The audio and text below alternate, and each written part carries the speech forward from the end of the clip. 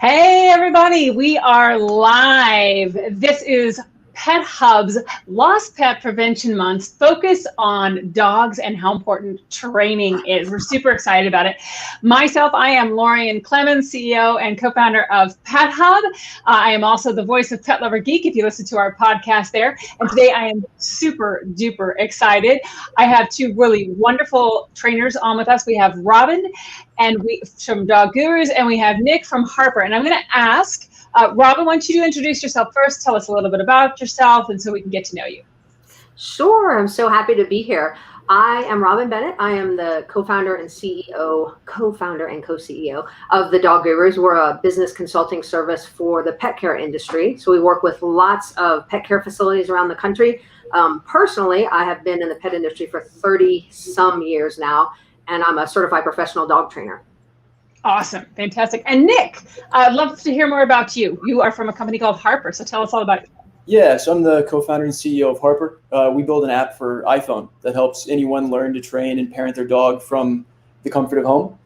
My background actually isn't originally in dog training. It's originally from kind of human psychology and habit formation.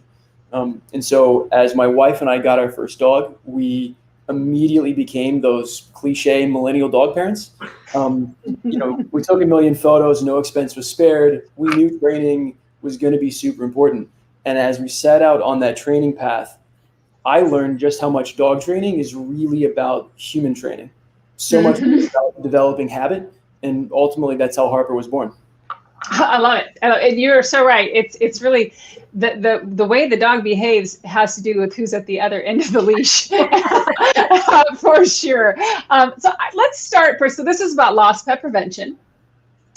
And there are a lot of things that I think people don't really think about upfront about, like that there are key commands that their dog needs to be able to do in all situations that are actually helping to prevent dogs from getting lost. So let's just talk about some of those basic everyday commands that are probably critical. So Robin, for you, what do you think are like the critical commands that every dog must understand? Well, so I would obviously say the recall or come command is one of them. But even before that, sit and wait are two commands that really, really, really can help you. If your dog is doing anything and you can get them to stop doing that by telling them to sit, even if it's just for a moment, so you can grab them to put the leash on or get them from bolting out the door, that's going to help you have that escape dog. And I actually talked to like 3 people this week that this is their concern, is how do I keep my dog from bolting out the door and running down the street, which is one of the ways pets get lost in the first place. So wait and sit and come are probably the 3 that I would say right off the bat. Nick, anything to add to that? Any of those basic, like everyone should be like, duh, but then you realize, oh no, these are core ones that people don't often think about for lost pet. Yeah, so I'll actually cheat a little bit and go with 3 things that aren't commands, but are still incredibly important for making sure that your dog stays safe and sound. And one of those is socialization and habituation. So that just means getting your dog used to different people, other dogs, surfaces, sights, and especially sounds. So, when there are fireworks going off, it's not the first time they've encountered them, and they're able to be more calm and confident.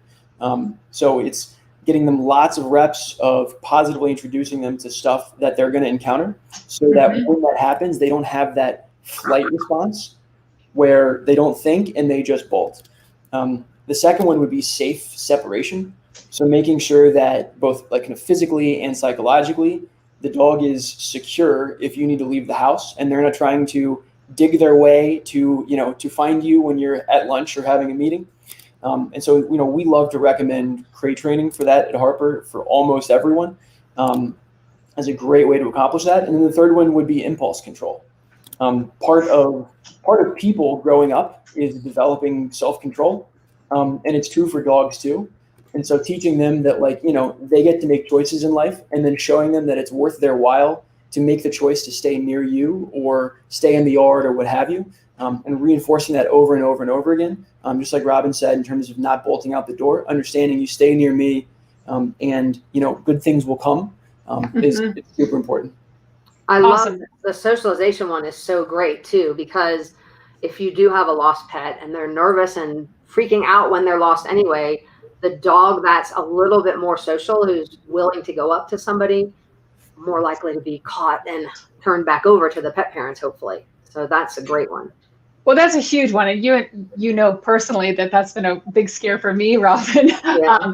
Nick, you don't necessarily know this, but my previous pup was a Boston Terrier. And unlike most Boston Terriers, she hated humans, except for my family. And Robin and I had talked a lot about, like, my greatest fear was what happens if Penny goes missing. Mm-hmm. And so let's talk about that. So obviously, like, if you have a dog that you've had from the pup, you've been able to really do great things with socialization for them, and they love everybody, and the idea of, even when they do get lost, they're not going to freak out when somebody comes up near them. That's, like, obviously the ideal.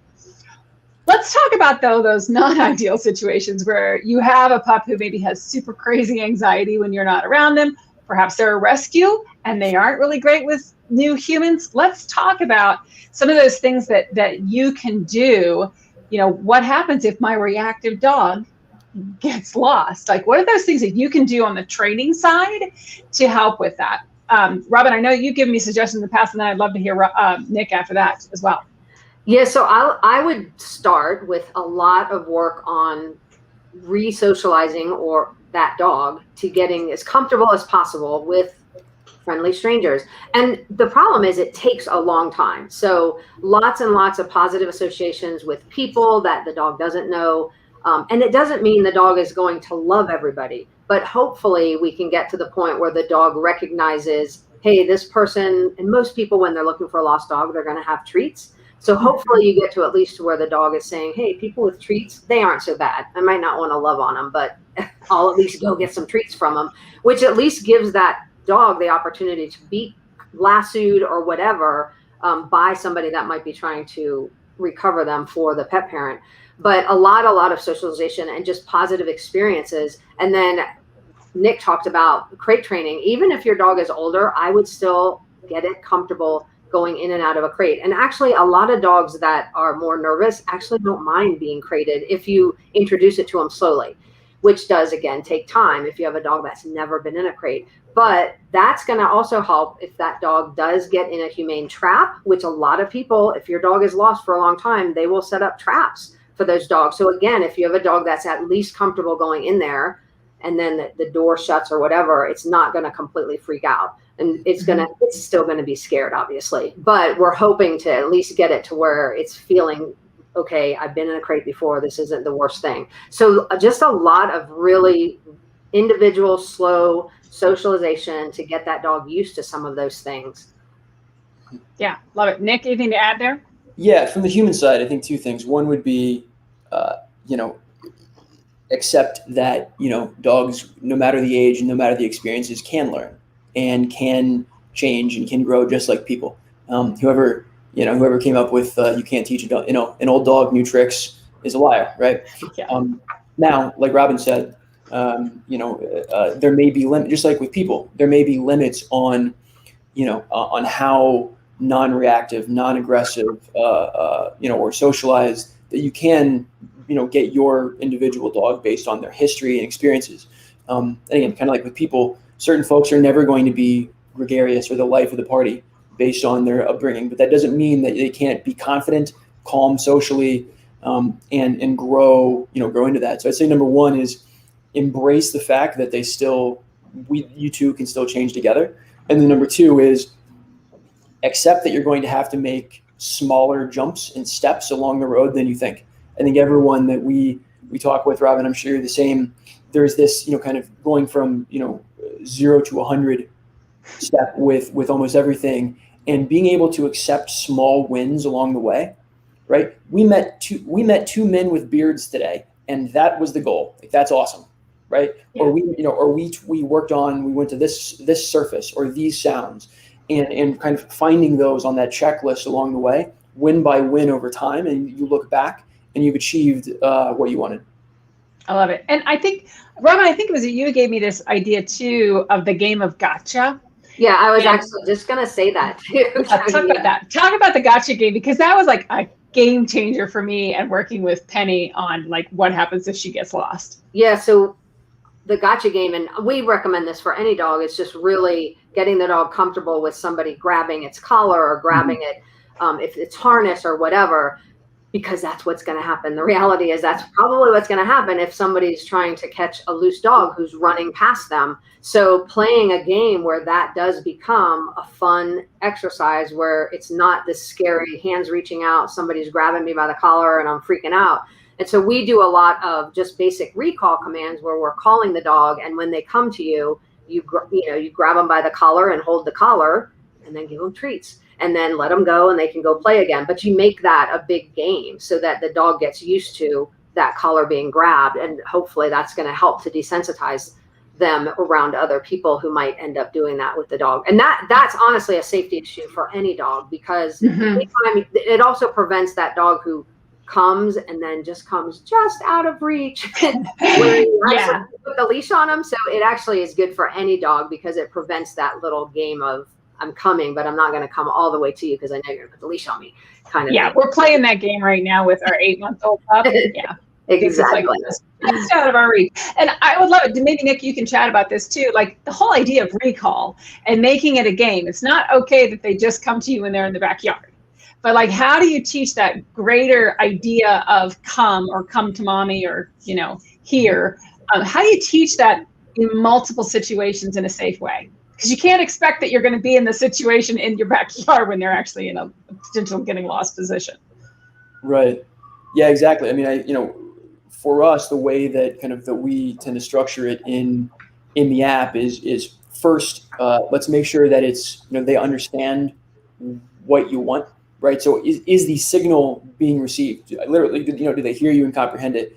Next is, are they getting automatic with it in the easiest setting possible? Right. So in a video game metaphor, you have it, the difficulty set to easy, and are they getting it 80-90% of the time?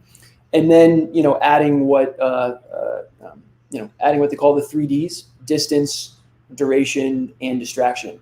And so that's, where you're, generalizing this and just okay, now we know in the kitchen when no music on and no one else is around, we're good. So now we're going to add one lever, and we're, pull one lever, we're going to move kind of along that path. And then once we look good there, we're going to pull another and pull another. And almost the way that socialization becomes a checklist, I think generalizing a behavior out of the kitchen or out of the backyard and into real life oftentimes kind of takes that checklist format too. Yeah. Anything to add there, Robin?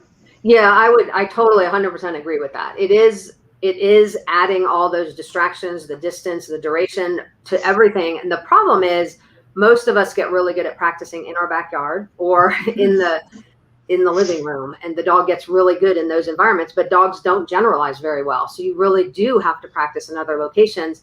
Yeah. And then the challenge is when you practice in other locations, you have to be careful that you aren't, in the dog's view, punishing them every time they come. So an example is you take your dog out to a big field, and I have this situation near my house. I can take my dog where it's safe to let him run, and I call him. A lot of times I just call him, give him a treat, let him go play again. So a lot of times what we tend to do is we let the dog play. They're at a dog park, they're at a field, whatever. We're ready to go home. We call them, we put the leash on them, we take them back. Well, a few times of that is actually going to mess up your recall command, because the dog's going to quickly figure out, hey, when we're outside, all the fun ends when I hear that come word.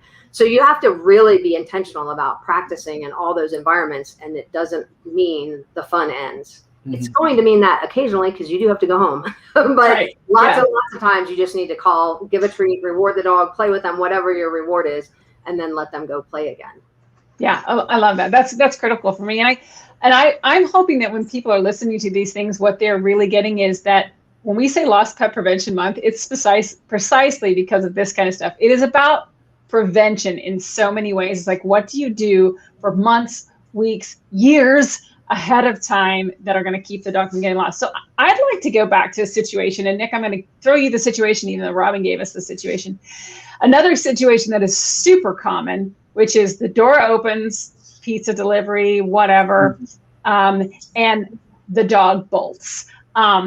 What kinds of things can you do ahead of time to keep people coming to your door or, up to your gate or things like that, not becoming an instant, danger of lost pet? Sure. It's a great question. So we talked about impulse control before, and we think about that a lot in terms of not just say with food or toys, but also boundaries. And so we call it say please. I think we stole that from the late great Sophia Yen, who where you say please, the dog says please for something by sitting, and not necessarily you saying sit or that, but just you kind of through patience and learned repetition, understanding that if they want something, they sit down for it. That's how they say please, and then you say thank you, and you give them their food, or you give them the toy or pets, if Right. what have you. And so applying that to doors is super important. So for example, not as a plug, but in the app we've got games specifically around kind of saying please at doors first inside of your house. So the door behind me, for example, making sure that my dog Fitzgerald is sitting before I open the door, and if he gets up, I close the door, and I will sit there and do that all day until he's seated, until I say okay, can I go through, and then applying that to doors on the house, the door on your car, making sure that they're not jumping out of the car, in a parking lot without you telling them, and doing that over and over again to where it's second nature, even when it is a pizza delivery guy. Yeah, totally. Yeah. Other tips, Robin? Yeah, I totally love that. And I'm thinking even like when I take my dog in the car and he's in a crate and I open the crate door, he has learned to wait because that gives me a chance to put the leash on and all that. I love that sitting at the door. I think that's super important. I'm also a big fan. If you have a dog that is an escape artist, then have a leash I don't know why nobody ever wants to use a leash in the house, but I tell people all the time, look, if you have an escape artist, hang a leash on the door before you open the door, put the leash on the dog, because until you train them, you have to do some management. So we don't want to just keep having that. I literally went to someone's house one time, total side note, and the lady, I knocked on the door. She wanted me to come over there to help her with recall. She goes, this is what happens. And she literally opened the door and her dog ran out. And we spent the next 40 minutes chasing her dog. I was like, I actually need the demo. I actually believed you.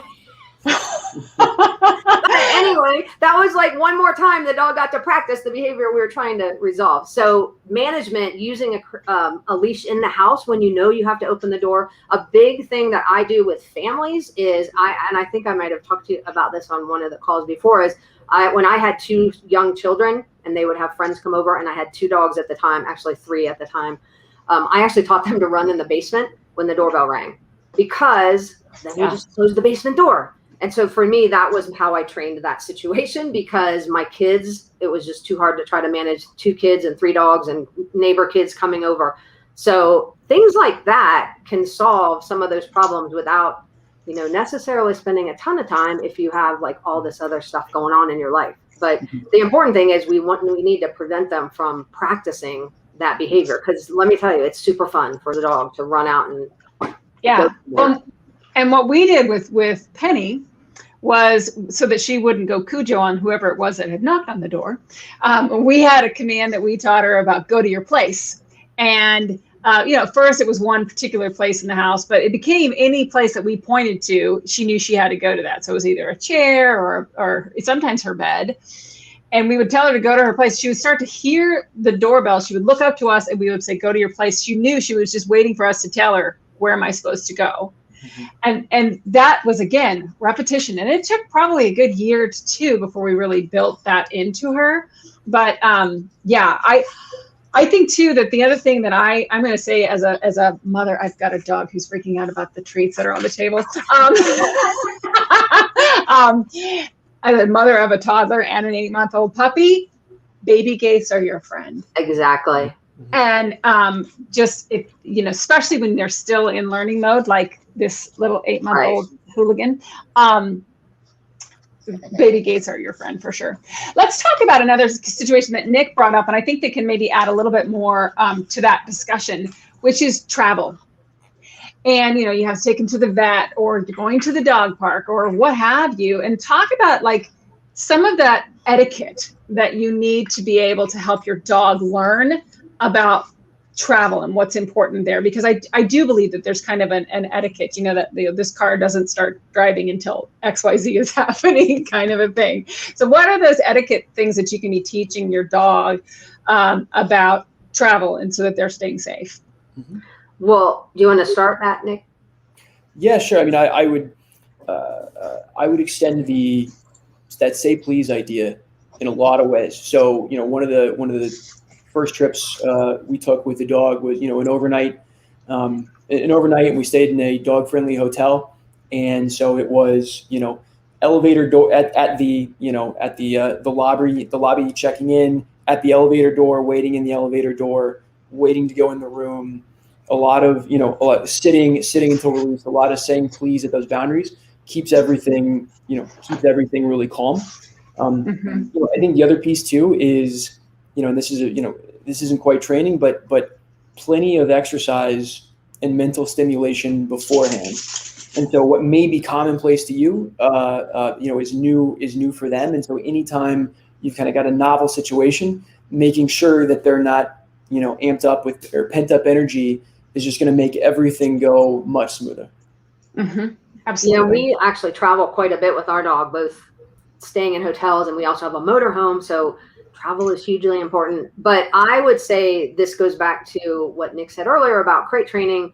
I always, if I'm in a hotel, I crate my dog, even though he doesn't need to be crated. I'm not afraid he's going to chew on anything, but I want him comfortable in a crate so that if somebody comes in, I always put the do not disturb sign out. But if someone were to come in there for whatever reason, he's not going to bolt out the door because a stranger opened it. I mean, I've literally been in hotels where people that they think my room is their room, and they've walked in while I've been in there.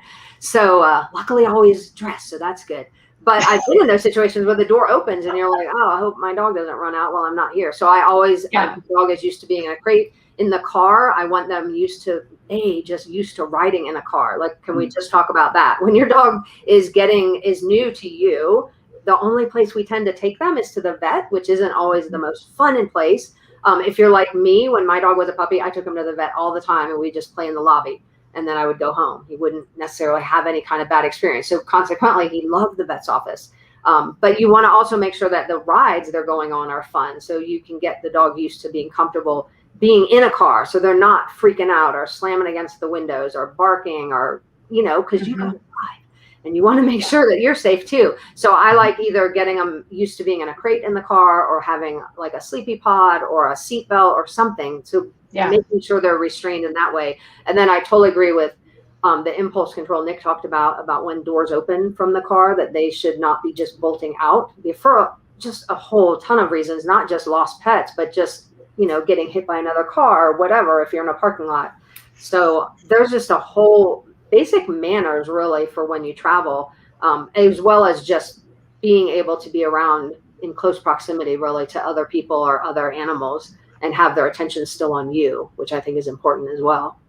Yeah, and I'll just add too, and another brand. So you mentioned Sleepy Pod, and there's a variety of different crates that are also good for the car. But I also like there's a Kurgo has a really nice crash test system that they use, and for us, that's actually the harness that I use is a Kurgo. Yeah, I love it.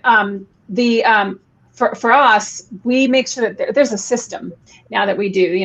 The leash doesn't come off until she's hooked into the Kurgo harness on the thing, and then the leash comes off and it gets put into the pocket that's right there on the little box that she's in there with the Kurgo system. And then again, I put the leash on before I detach her, and the leash is attached to me. So I make sure that, again, it's about training the human.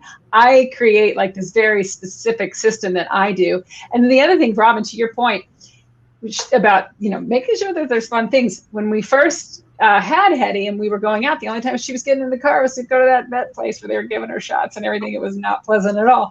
And so we had to kind of step back and do like just fun little drives to like just do stuff. We're just going to go and drive and walk around the farmer's market. We're going to go and we're just going to go down and walk by the river for like just deliberately teaching her that there's all these little adventures. So now when she actually sees the Kurgo harness come out, she's like, oh, it's more than just a walk, it's a ride, And so, because a lot of times the car safe harnesses are not as easy to put on and off, and they're a little bit more fight because they need to be for safety, a little bit more burly and difficult to put on than a standard harness or things like that. So yeah, and even just getting them like used to it in the house, just letting them run around and feel it, get used to what it feels like on them. Because to your point, they are different for a purpose, but they are different than a regular harness. And then I would also just have to say, just from a safety perspective, try to keep them out of that front seat. I know that people want to have the dog right next to them, but it's distracting to you and it's not safe for them. And have them as far back in the car as you can, just for safety purposes. Now let's talk about, because we talked a lot about, actual training you can do with your dog, but can we talk a little bit about that personality part and about really like, how is it important for you, again, the other end of the leash, to understand your dog? What are those key things that you need to understand about your dog to understand what situations they're likely to go out and get lost in, and then how they might behave once they're lost? What are those key things that you need to be learning about your dog from the moment they come into your life? Well, I always go back to, and this is what I do. So this is why it's such a strong part of what I do, is just teaching canine body language. Like, what can you tell when your dog is happy and when they're stressed? And the obvious signs of fear of like the dog that has its ears back and its tail tucked down, like those, when it gets to that point, most people are like, oh, he's really freaking out now, or he's hiding behind your legs and you can't get him out from under your legs. But there's a lot of more subtle signs that happen really early on, that if you can start to recognize those signs, you can start to intervene earlier. So really seeing when the dog starts to dart their eyes and they're kind of getting a little bit nervous, or they're licking their lips a lot, or they're just starting to get a little bit slower in everything they do, or a little bit lower to the ground, but they aren't flattened to the ground yet. Some of those things I think are so important to recognize, because that gives you some tips to say, okay, this is a scary situation, so we need to maybe work on that before this happens again. And the example that I like to use is the Santa Claus example. So take your kids to see Santa Claus, and if you go to the mall or wherever Santa is and you look at the line of kids, you can tell which ones are afraid of Santa from like 5 feet back.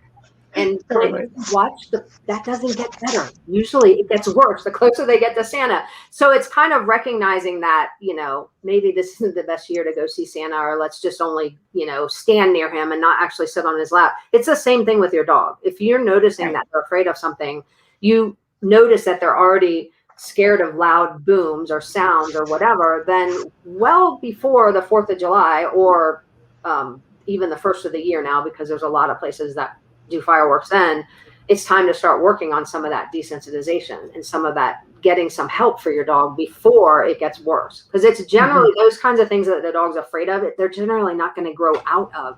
They're going to grow into them, and it usually gets worse. Anything to add, Nick?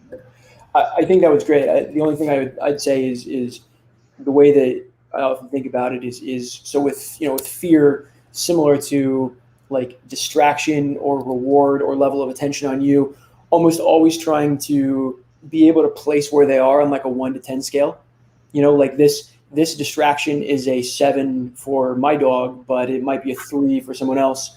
Your dog might be an 8 in terms of, kind of fear or concern or reactivity in this situation, but mine might be this number. And being able to, like Robin said, repetition, kind of be able to put a, pinpoint where they are. And that's where, coming back to the socialization and habituation, it's not just for them. It's also you getting reps, seeing them reacting to things and how they feel. And when they reach that line where, they kind of redline, where they don't hear you anymore, or that, fight or flight response is about to kick in, and understanding where that is. So where to draw the line and make sure that you're turning around and going the other direction, or you're being extra safe about making sure that they're in the crate, or whatever you need to do to keep them kind of below that line to where they, they don't overreact. Yeah. I'll just add the one thing I think for all of us, because we all love our dogs. I don't think anyone ever puts their dog in a situation on purpose where the dog is freaking out. But I think sometimes we just have to reconsider our intentions, because we always have the best intentions. But if you take your intention out of it and really look at the dog, this is the example I always give is, does your dog really want to be at whatever event you're at, whether it's fireworks or a picnic or a parade. Some dogs are totally fine. They could care less, or other dogs love it. They're like, whoa, lots of people. It's so much fun. But then other dogs, the owners are having a blast, and I'm sure they have every great intention that this is a bonding experience with their dog. But if you look at the dog is miserable. So it's really trying to make sure that you're taking yourself out of it and your attentions, even though they're the best intentions in the world, and just really looking at your dog and going, you know what, you really don't want to be here. Every time I'm at a bar or a patio on the weekend, it's 9 o'clock and the music is blaring, and I'm like, I'm having a great time, but do you have any idea how much better that dog's hearing is than yours? Is the only thing that I can think about for exactly that reason. Yeah, absolutely. We got a great question that came through in the comments, and it's about really unexpected, not unexpected because it happens all the time, but one of those things that you're out walking your dog is great on the leash, doing fabulous, and you're good as far as you got on leash meetings of dogs and things like that. What about, and this is what we have a lot out here because we're more of a rural community, a lot of dogs walking off leash up here in the hills, and they're coming barreling towards your pup. How do you deal with that? I mean, what can you do preparation wise for dealing with that situation, but then when you're actually in that situation? Well, I'll start. This happens more in certain areas than others. So kind of like the level of response, I think, is dependent on how often this would happen. One of my go-to things, because I almost always have treats on me when I go for a walk. One of my go-to things is I will take a handful of treats and I will throw them at the dog that's coming towards me. The hope being that dog will stop to eat those treats so I can get out of there. So that's like a simple one. Now, some people say, oh, well, then the dog might follow you or whatever. Well, hopefully if he's following me now, he's more friendly because he's like, that woman has food. So that's my fear. That's my theory. Other things that I have done before, though, for situations where the dogs are loose all the time. It's just one of those neighborhoods where, you just can't walk without seeing a loose dog. There are things that you can do that are deterrents. And one of the most common ones that I see is an umbrella that opens automatically, where you can open it and it pops out open into the oncoming dog's face. Now you have to also train your dog, because your dog's going to see that umbrella open too. It's just on the other side of it. And for a lot of dogs, that's a deterrent. It'll stop most dogs because it's a startling thing that happens to them. So that's an option too. If it's really bad, then I probably would choose a different place to walk, though, to be honest. And a lot of it does depend on how your dog is with other dogs. So if you can, like with me, my dog is pretty friendly. So if dogs approach us, I usually don't worry unless the oncoming dog doesn't look friendly. Then I'm worried. But if you have a small dog, honestly, I would pick it up and put it on something. So I have a lab, so I'm not going to be picking him up. But if I'm walking, I literally have seen people pick their little dog up, put it on a car or put it on a trash can or whatever. If I had to hold my little dog, I probably would. But knowing that if that dog really wants to come up, they're going to knock you over. So it's unsafe for you. But I just can't imagine just like. Oh, I've been actually had a huge boxer come barreling down the hill in the state park off leash, and even though I had the Boston in my arms, that dog came up over my back, and thankfully the owner was running fast behind and managed to get the dog under control. But it was a very, very frightening situation for me. Anything to add, Nick? No, I mean, I think that was great. What I was going to say was simply, not always possible, but making choices to avoid those kinds of situations. Robin had said, the principle of management, right? So can we just avoid situations altogether rather than trying to train for them or around them? And so, if that's as all possible, if this is something that you're doing on a regular basis, just avoiding that can make a world of difference. Yeah, and a lot of it is about mitigation ahead of time, right? It's that preparation ahead of time.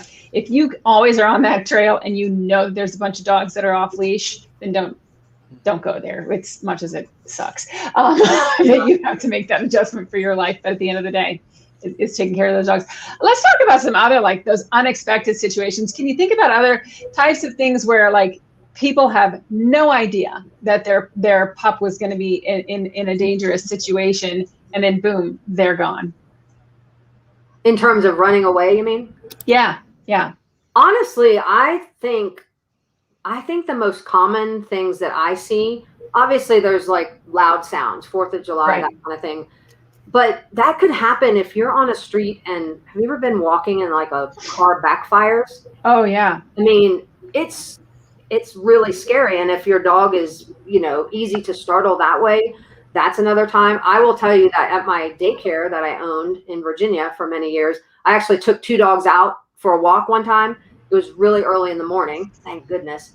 But anyway, they went to the bathroom. So as a good daycare owner, I picked that up and I took it over to the dumpster and I pulled the dumpster up, threw the poop bags in there and let the dumpster lid. 2 dogs backed out of their collar and ran away. Well, we were in my care. The only saving grace is they ran right to the daycare door because they wanted in. But it was a completely unexpected thing because I had done that a million times with my dog, who is not sound sensitive at the time, the dog I had. And these 2 dogs were. And again, their leashes, they were on the collars they came in with. I hadn't switched them yet. And so when I put their collars on, I tightened their collars. And we used a martingale collar, usually in daycare. So if you have a dog that is an escape artist that can slip out of its leash or its collar, I would be changing the collar, either using a harness or using a martingale or double leashing them, because you just never know what's going to freak them out. And it was so fast that I was shocked. I mean, how quickly that happened. And so I think Can we just talk a little bit about leash stuff?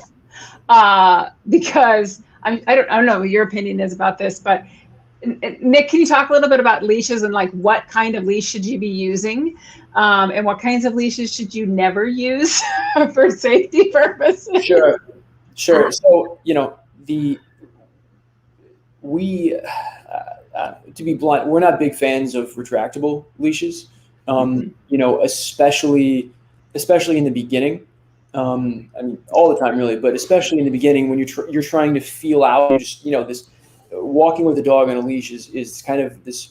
It's fascinating how it's this just really kind of ongoing communication, body language communication between both sides, and knowing how long that is makes a world of difference, both in terms of not pulling on it, but then also just having kind of good leash manners in general. So, we love just the 6 foot long kind of classic, leather or faux leather leash. I think, Robin, you could probably speak best to how individual situations are going to dictate, collars versus harnesses, front versus back clips, et cetera. But, as far as the leash goes, just keeping it as simple and consistent as possible is really important. Yeah, and I would say the same thing. I will say that I do use a flexi leash, mostly when I'm in my RV and we're in a campground. But if I always tell people, if you're in proximity to other people or other animals, I wouldn't use it because it's so easy to get tangled and cut somebody with the leash. Like they're deadly.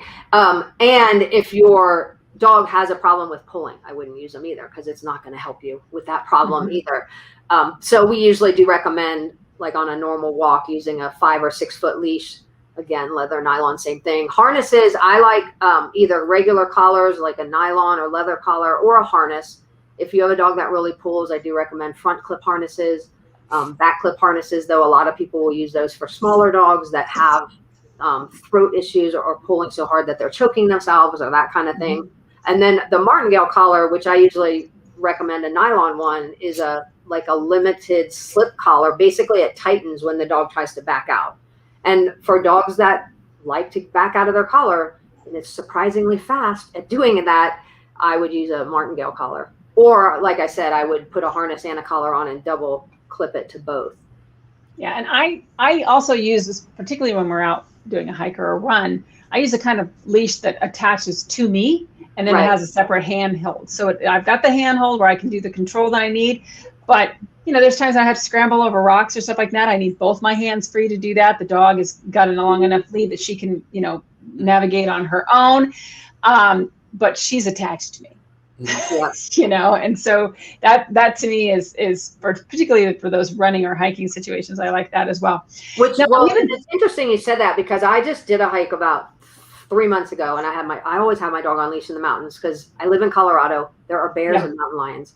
And so I do see tons and tons of people with their dogs off leash in the mountains, and most of them stay nearby. But I'm like the paranoid pet parent who's like, but what if he runs around the corner and there's a deer there, and he chases it, or there's a bear and he brings it back towards us? Like, that's my fear, is he's going to run ahead of me. And then we do a mountain lions out here, and they say that if you're in the mountains in Colorado, there's always a mountain lion. There's somebody watching you. Yeah, we have the same thing up here in our mountains here. And we actually have an employee that literally, just yesterday, I think this happened. He said, sorry, we were on a little mini hike just outside our backyard that we do every single day. She's done it all the time. And this one time, she didn't come when I started moving down the trail.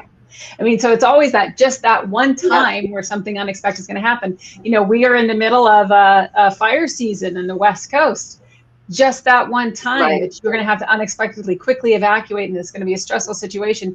So the thinking ahead of time, like what equipment you're going to be using with your pet when you're doing traveling and walking, things like that, is critical. Now, we don't have a lot of time yet. And teaching them how to use it. And I went on that hike, and it was up several miles up the hike, and somebody saw me and said, has your dog been on leash this whole time? And I said, yeah. And he goes, how? I don't even know how that's possible. But I do a lot of the same things you're talking about, Lori, where he's trained to be on a leash and slow down if I'm going downhill, but all of that comes with practice, but it's not impossible. And the dog doesn't know that they're missing out on being off leash. I mean, they love being out in the woods with you, that's just part of the thing. And so I think it's harder to put the genie back in the bottle, right? Yeah. If you've had them off leash for a long time and then you're like, oh no, we need to be on leash now because of the safety thing. And it's harder to put that genie back in.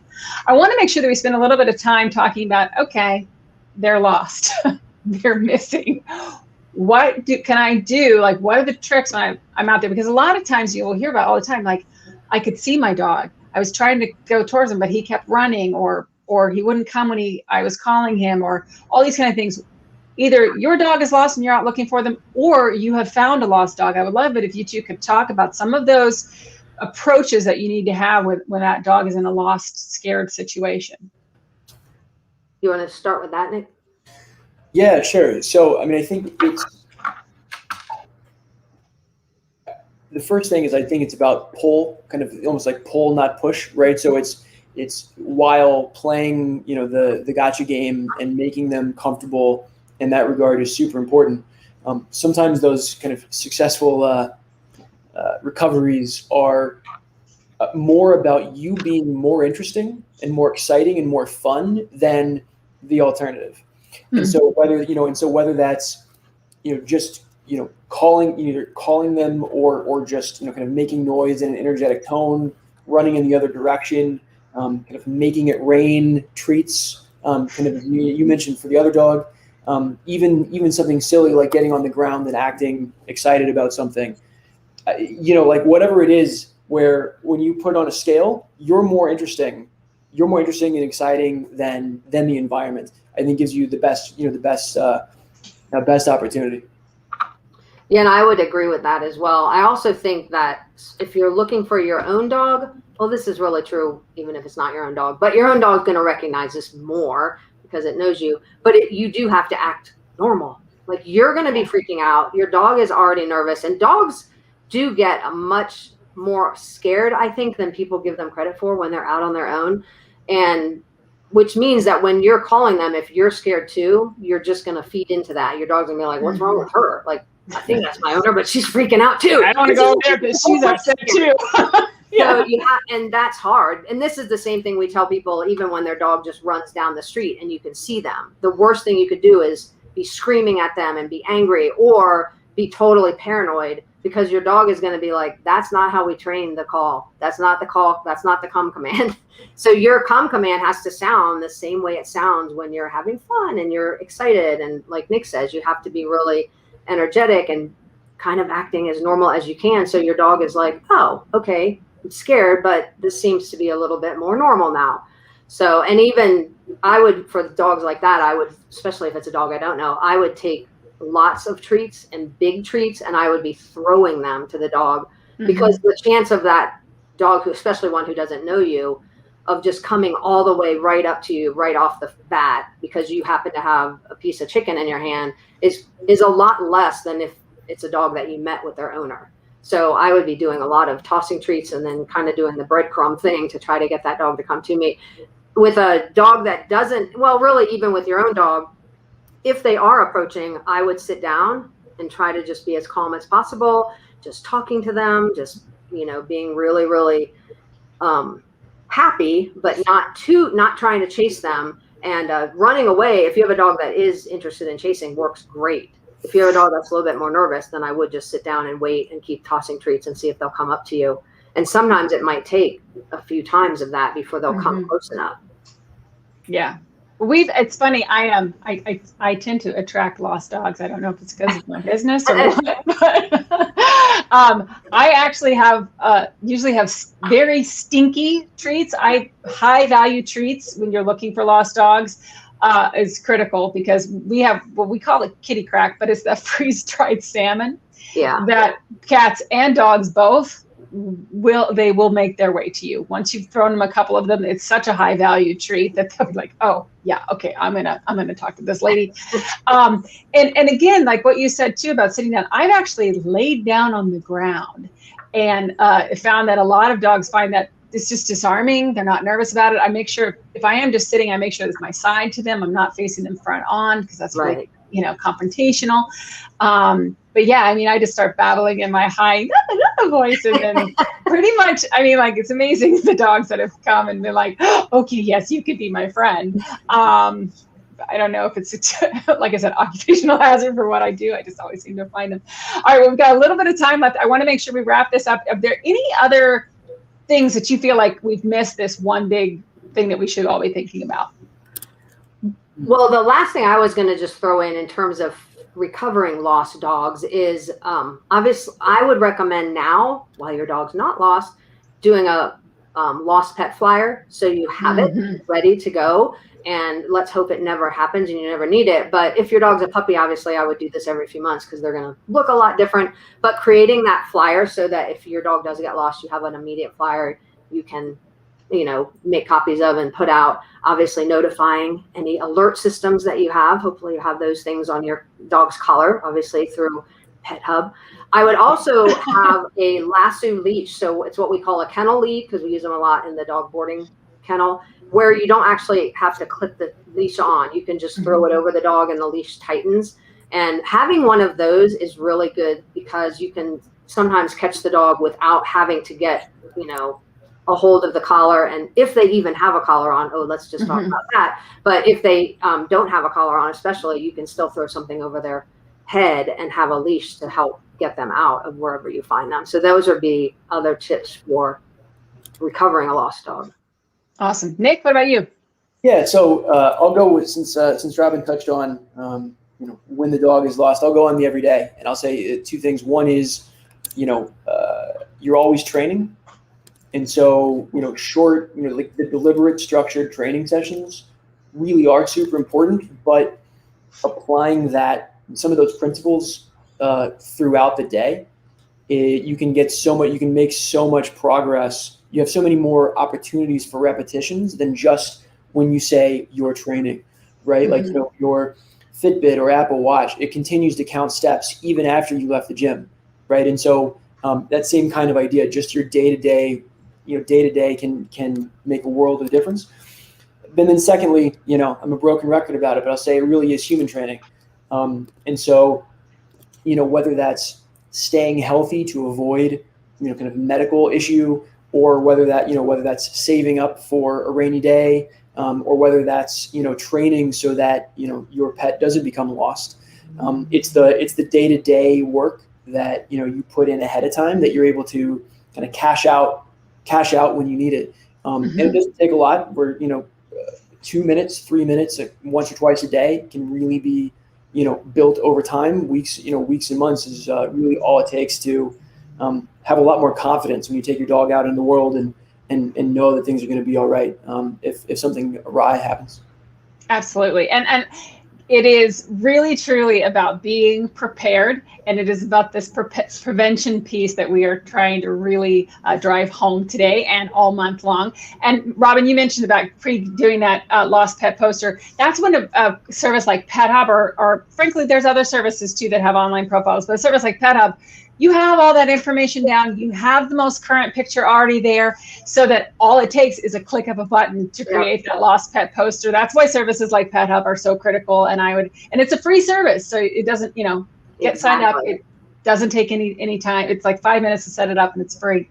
I want to make sure that everybody knows where to find both of you online. So Nick, if you could share where they can find out more about Harper and what you guys do. Sure. Yeah. So the website is harper.dog.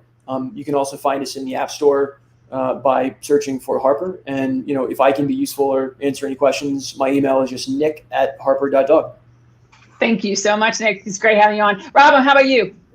Yeah, you can find me at thedoggurus.com, and my email is Robin, ROBIN, @thedoggurus.com.